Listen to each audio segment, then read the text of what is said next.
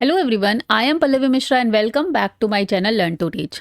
सो हम बात कर रहे हैं कानपुर यूनिवर्सिटी, जिसे आप CSJM यूनिवर्सिटी के नाम से भी जानते हैं, छत्रपति साहू जी महाराज यूनिवर्सिटी।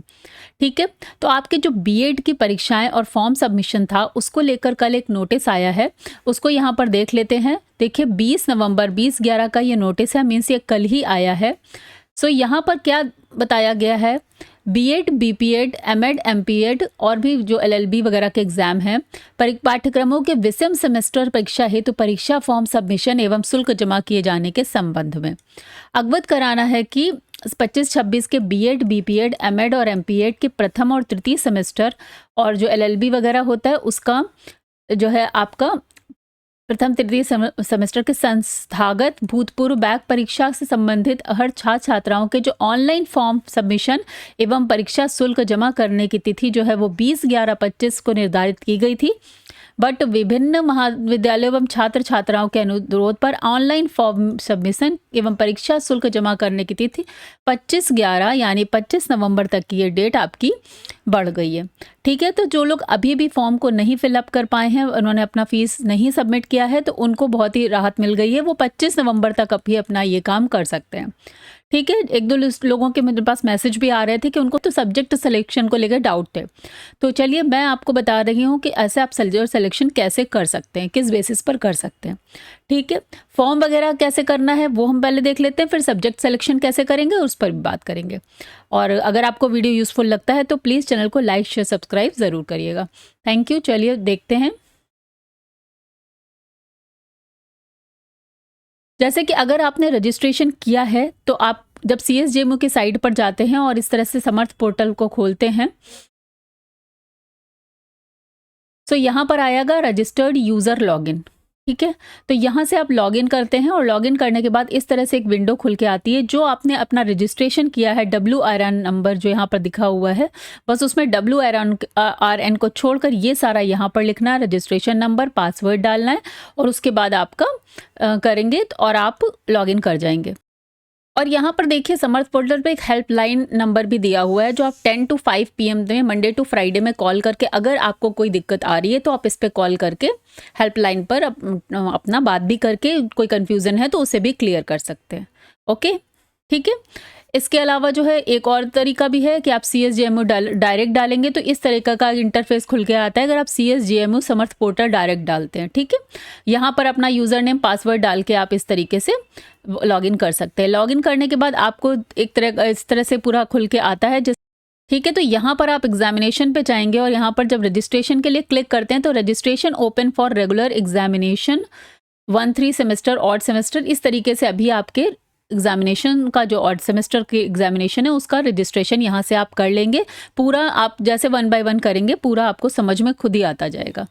ठीक है, तो जो सब्जेक्ट सिलेक्शन के लिए डाउट है वो यहाँ पर हम बात कर लेते हैं। जैसे आपके पास 3 ग्रुप हैं, group A, group B and group C। ठीक है, देखिए क्या लिखा है, student have to select any 2 pedagogy papers. और ये जो पेपर्स हैं ये आपके अभी नहीं होने हैं, ये पेडागोजी के पेपर सेमेस्टर 2 में होते हैं। ठीक है, from the following group A, B and C, 3 groups में आपको 2 पेपर सेलेक्ट करने हैं। आप एक ही ग्रुप से 2 पेपर नहीं सेलेक्ट करेंगे। ठीक है, अब ग्रुप A में है physical science, computer science and social science. Group B में है biological science, mathematics, Hindi language, English language, Sanskrit language and Urdu language. और सेमेस्टर C में ग्रुप C में क्या है, pedagogy of commerce, pedagogy of home science, fine arts and music. ठीक है, तो इस तरीके से ये ग्रुप बने हुए हैं। अब आप क्या कर सकते हैं उस पर मैंने एक यहाँ पर डिटेल बनाई है, क्योंकि ये सब्जेक्ट आप जब लेते हैं उसके बाद जब आप गवर्नमेंट टीचर के लिए अप्लाई करते हैं तो वहाँ भी आपके सब्जेक्ट्स मैच होने चाहिए।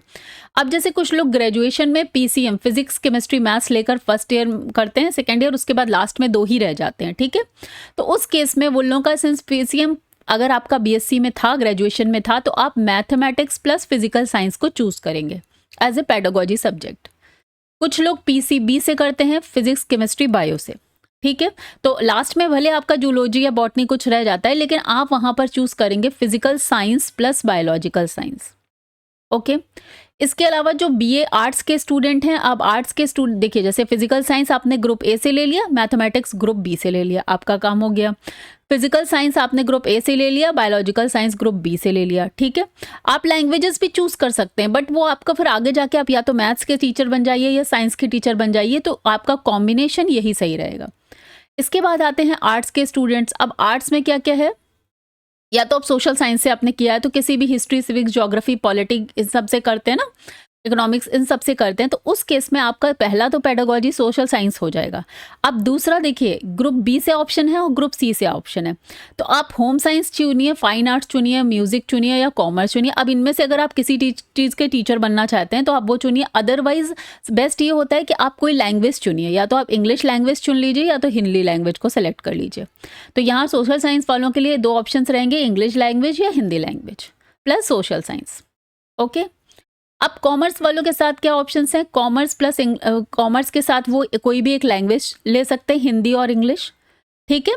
आपको इन ग्रुप्स में से ही सेलेक्ट करना है। तो आप ये समझ सकते हैं कि अगर आप कॉमर्स पढ़ते हैं तो उसके बाद आप मैथ्स भी ले सकते हैं, कॉमर्स वाले मैथ्स भी ले सकते हैं, मैथ्स को एड ए पेडागोजी सब्जेक्ट ले सकते हैं। जब मैथ्स से टीजीटी के लिए आप वैकेंसी निकलती तो आप उसे फिल कर दें।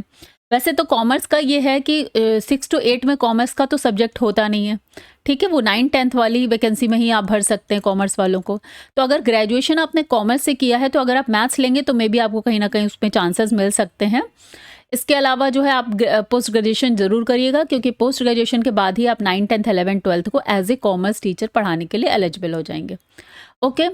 नेक्स्ट आ गया हमारा होम साइंस वाले स्टूडेंट्स जो हैं, तो होम साइंस वाला आता है आपका ग्रुप सी। तो यहाँ होम साइंस वाले जो हैं वो बायोलॉजिकल साइंस भी ले सकते हैं, ठीक है, होम साइंस वाले, या फिर कोई भी लैंग्वेज ले लीजिए, हिंदी, इंग्लिश, संस्कृत, उर्दू, जैसा आपको सेट होता है। ओके। तो ये बात मैंने क्लियर किया आपको कि इन ग्रुप्स में से ही आपको अपना सब्जेक्ट चुनना है।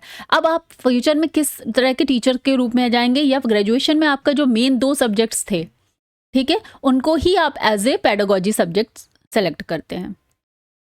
क्लियर हो गया। कोई एक ही ग्रुप से 2 सब्जेक्ट मत सेलेक्ट करिएगा, नहीं तो फिर वो बेकार ही हो जाएगा, आपको वापस से एग्जाम फिलअप करना पड़ेगा, ठीक है।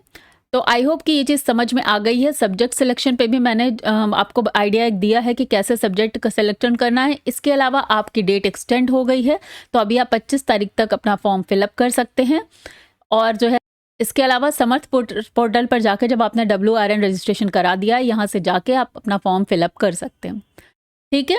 तो आई होप कि चीज़ें क्लियर हो गई हैं। इसके अलावा चैनल पे तो क्लासेस 1st सेमेस्टर और 3rd सेमेस्टर की चल ही रही हैं। अगर कोई पेड नोट्स परचेज करना चाहता है तो पेड नोट्स के लिए आप 7208053840 इस नंबर पर मैसेज करके पेड नोट्स परचेज कर सकते हैं। बहुत ही इजी लैंग्वेज में पूरा कंटेंट लिखा हुआ है, क्योंकि एग्जाम की डेट नेक्स्ट मंथ आ ही जाएगी। अब फॉर्म एंड ऑल स्टार्ट हो गया है, 10-12 दिन पहले आपको एग्जाम की डेट पता चलती है, तो उस समय प्रिपरेशन करना। अगर आप नोट्स परचेज करते हैं प्लस वीडियो देखते हैं तो बहुत ही ईजी हो जाता है, और आपके बहुत अच्छे मार्क्स से आप ये सेमेस्टर अपना क्लियर कर देंगे।